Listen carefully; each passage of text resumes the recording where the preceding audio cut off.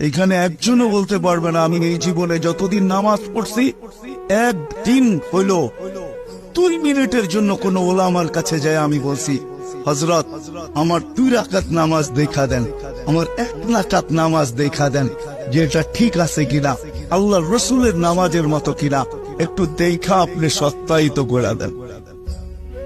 একজনও এখানে নেই। হাত উঠে বলতে পারবেন না যে আমি আমার নামাজ যায় কোনো আলেমের কাছে সত্যায়িত করছি।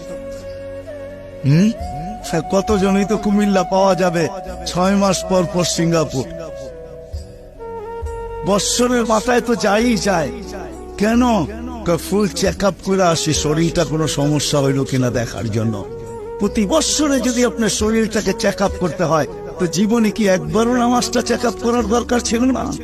হ্যাঁ, রাগ হয়ে গেলেন?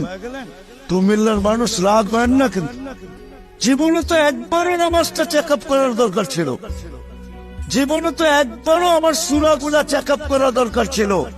জীবনে তো একবারও দুরূদ শরীফটা চেক আপ করার দরকার ছিল, যে দুরূদ আপনাকে জান্নাতে নিয়ে যাবে।